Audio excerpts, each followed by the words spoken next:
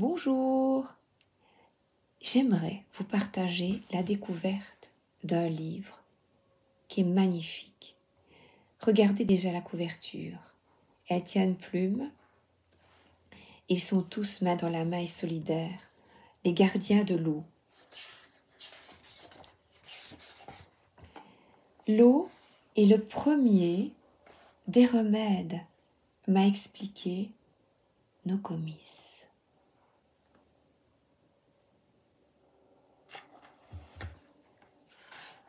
C'est vrai que là on voit des personnes qui utilisent l'eau.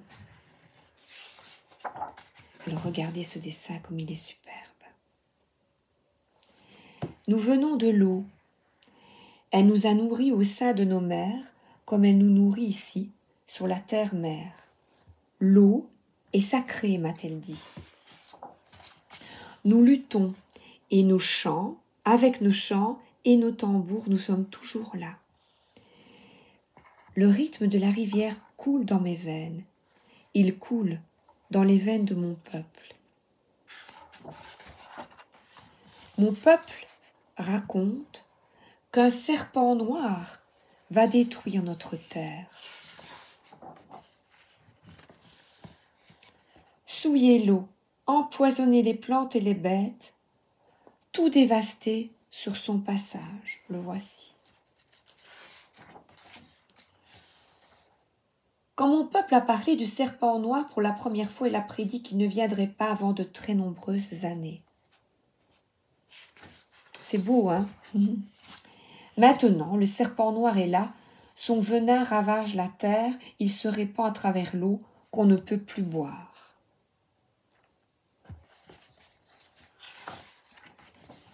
Il est temps de faire front. Je dois préserver l'eau de mon village des assauts du serpent noir. Nous devons tous nous unir et lutter pour l'eau, lutter pour la terre, lutter d'une seule voix contre le serpent noir.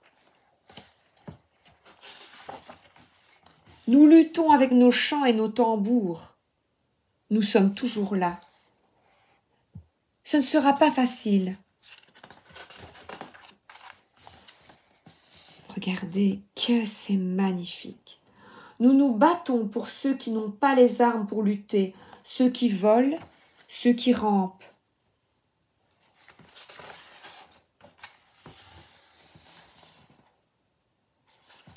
Ceux qui ont 4 pattes, ceux qui en ont 2, les plantes, les arbres, les rivières et les lacs.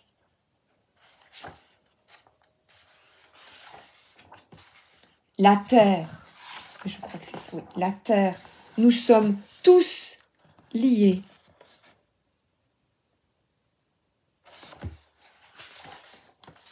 Telle une cascade, les larmes affluent, creusant mon visage, creusant le visage des miens.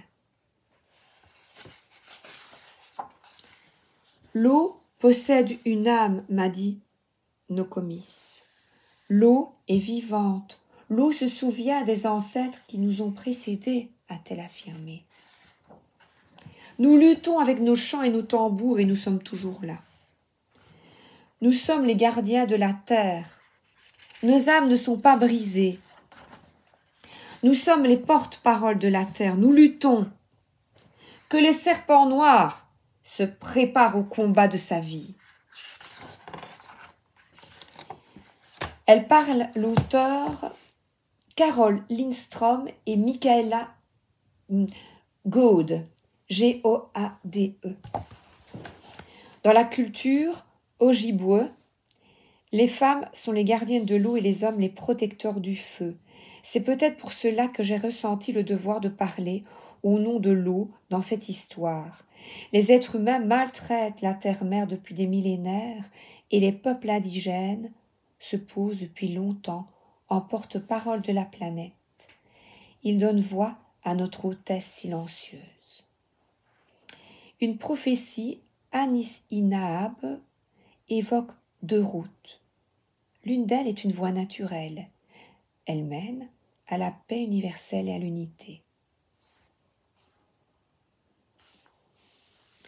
une relation sacrée entre l'humanité et toute chose vivante. Sur cette route, les 4 règnes minéral, végétal, animal et humain sont interconnectés et méritent respect et soin. Ceux qui ont une voix sont invités à prêter la leur à ceux qui n'en ont pas. Sur cette route, il n'y a pas de serpent noir. La terre n'est pas abîmée, les prairies sont luxuriantes. Cette prophétie, appelée la prophétie des 7 feux, raconte que si les humains choisissent cette voie naturelle, ils se dirigeront vers la paix et l'unité. La terre-mère sera préservée.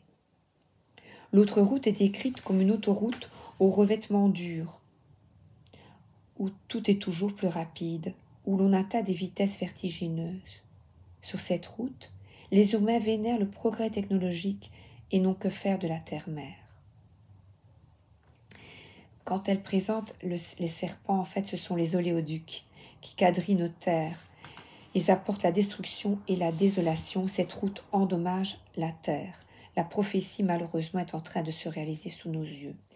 Elle parle des tribus indigènes, des Sioux et de l'eau qui est la vie. L'eau est l'affaire de tous et elle nous relie tous. Nous devons nous battre pour la défendre. J'ai l'espoir que la nouvelle génération, la vôtre, verra elle aussi l'importance de préserver notre précieuse planète et que vous vous engagerez à votre tour à être des gardiens de l'eau. Alors, donc, il y a beaucoup d'explications. Serment des représentants de la terre et des gardiens de l'eau. Je ferai de mon mieux pour honorer la terre-mère et tous les habitants qui l'habitent, y compris l'eau et la terre. Je n'oublierai jamais de traiter la terre comme j'aimerais qu'on me traite. Je traiterai ceux qui volent, ceux qui rampent, ceux qui ont 4 pattes, ceux qui en ont 2, les plantes, les arbres, les rivières, les lacs et la terre, avec bienveillance et respect.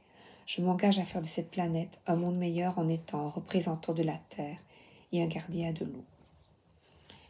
Alors voilà ce livre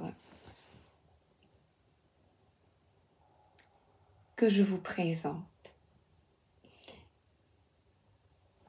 et que je lirai volontiers aux enfants autour de moi. Je vous embrasse. À bientôt.